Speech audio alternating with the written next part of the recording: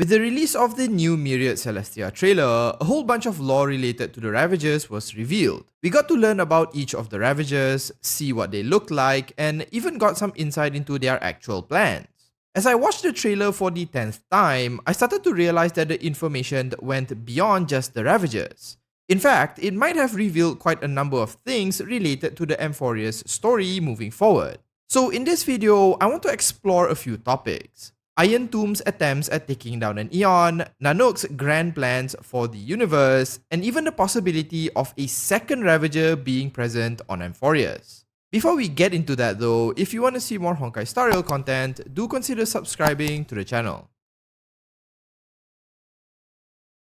As this video will mainly focus on the events of Amphoreus, there will be quite a few spoilers from the main story. So just to be safe, if you're not caught up with the most recent Trailblaze quests, consider this your obligatory spoiler warning. Let's start off by talking about the trailer first. The Myriad Celestia trailer dropped a whole lot of details surrounding the Lord Ravagers and even Jingliu's god-killing plan.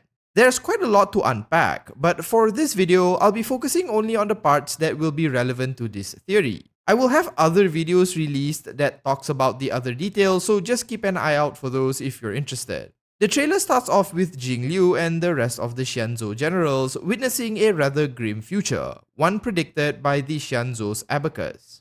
This future showcased a war that would engulf the entire universe, one fought among the very eons themselves. Every location we have been to, from Belobog to Penacony, was shown to be in complete chaos, and in each of these places, a similar corruption to the Dark Tide can be seen. The trailer mentions that when Irontomb breaks out of its shell, Erudition's calculations will finally meet its end, and Irontomb's wish will be fulfilled as an Eon will fall. It's explicitly mentioned in the captions of the trailer that this Eon would be the Eon of Erudition, Nous. This implies that Irontomb will likely be the one to end Nous, but more on that later. At the end of the trailer, we see Lygus appear with a brand new shiny face. He refers to Phainon as a prisoner who has picked up Starfire and is likely the individual who will become the first spark. Lygus continues saying that if this was indeed Phainon's destiny, then he should just follow Lygus out of the proverbial cave and together they will pen the prelude of destruction. Alongside this trailer, there was also a Galactic Archives post on HoYoLab's website that details the names of each of the Ravagers, their appearance, and the associated paths they are assigned to. Instead of being a group of disorganized destruction junkies, the Ravagers appear far more coordinated than we initially assume, as they each have a designated path to bring to ruin. Selenova, for example, was originally from a Harmony-controlled world, and thus is blessed by the Ruin Author to bring about Harmony's destruction. This will be a fairly important point later, so just keep it at the back of your mind for now. There is honestly a lot more in this trailer that I just can't include here, but this is sufficient for me to talk about the next part. What exactly will happen on Amphoreus, and how Phainon will be at the center of all of it. Prior to the War of Ruin breaking out across the cosmos, there are two critical events that I think will happen on Amphoreus. The first is related to Irontomb, and the second is related to Phainon. If these events were to come to pass, it will likely lead to the future we see happening in the trailer. But we're getting ahead of ourselves. Let's start by talking about Irontomb first. From the trailer and the Galactic Archives post, we know that Irontomb is targeting Erudition and its Eon Nous. What's not revealed, however, is how they plan on accomplishing this. It's highly unlikely for an Emanator, as powerful as they are, to directly contend with an Eon, let alone kill them.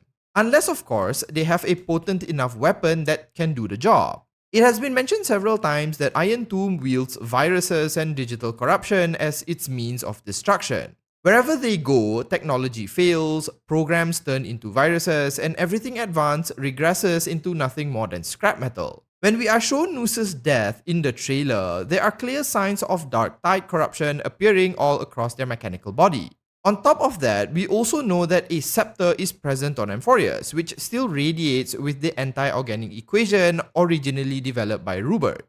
So what if Irontomb is currently in the process of developing a virus strong enough to defeat even an Eon, one created through combining their own powers, the scepter, and the anti-organic equation?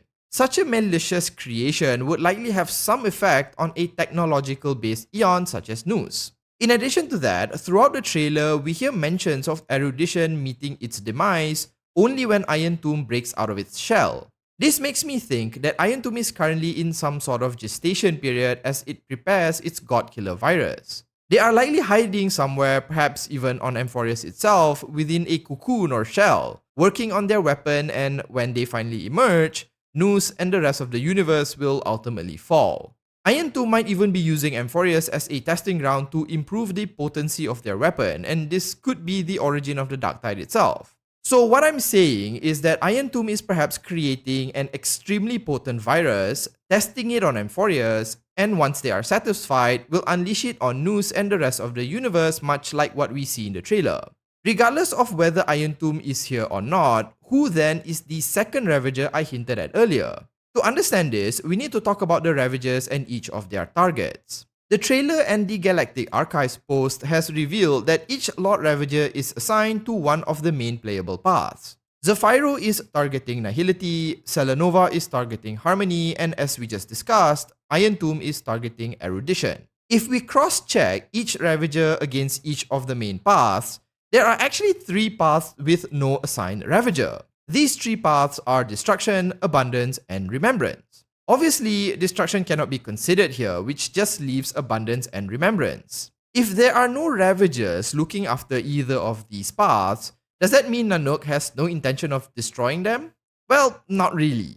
You see, in the trailer, it's heavily hinted that Jingliu and the Xianzhou Alliance will likely be the ones to destroy Abundance. I suspect that Jingliu's God Killer plan will end up giving Destruction exactly what they want with none of the effort, which is the demise of the Path of Abundance. Whether the Alliance is being manipulated into doing this or not, I don't really know, but Selenova outright states in the trailer that the Xianzhou Alliance aren't Destruction's enemies, at least for now.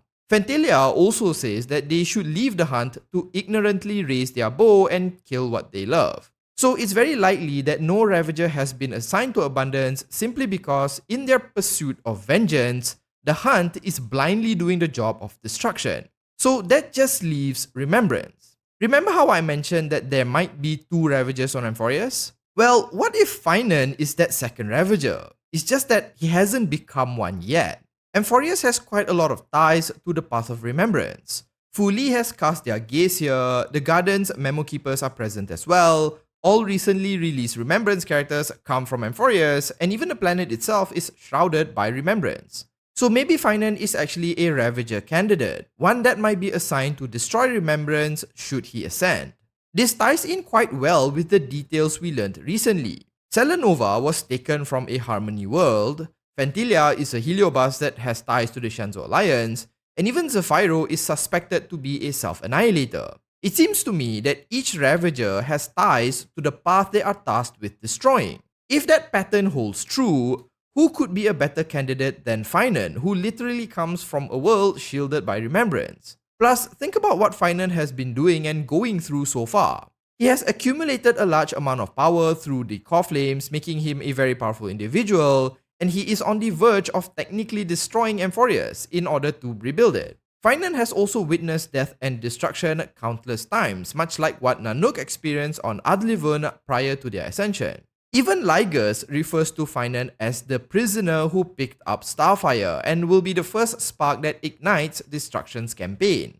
So maybe when lygus claims that a Ravager is shackled on Amphoreus, he is actually referring to phainon, who was forcibly trapped here by persons unknown as a way to prevent him from becoming a Ravager. But that's something I'll explore in a different video. Simply put, if the Nameless end up losing the next couple of fights, then it's very likely that Amphoreus will see 2 Ravagers emerge. One who will kill Nous with a virus, and the other who will bring ruin to Remembrance. Following this, the virus will spread all across the cosmos, creating untold chaos, and the Ravagers will then instigate the war we see play out in the trailer. This is why phainon is referred to as the first spark.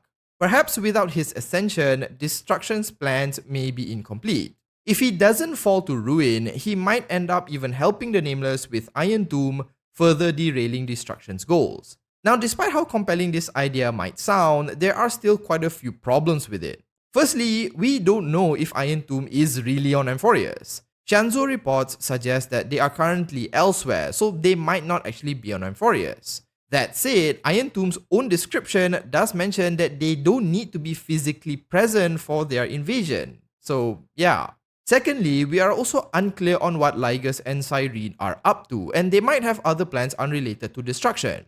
Perhaps phainon isn't even the main target of the Ravagerification, and instead, Cyrene is looking to take on that role. Maybe phainon remains lawful good, and Cyrene instead becomes the Ravager of remembrance. Finally, there are still many loose ends here, like March, the Nameless, and even Nous themselves, who may not even be here. Regardless, just from the trailer alone, I feel this is a rather plausible idea, but again, it is just a theory, so don't take it too seriously. With that, I'll bring this video to a close. Do you think phainon will really end up as the Ravager of Remembrance, or is this just unlikely to happen? Share your thoughts in the comments. If you found the video entertaining, do consider liking and subscribing to the channel. Thanks so much for watching, and as usual, have a nice day.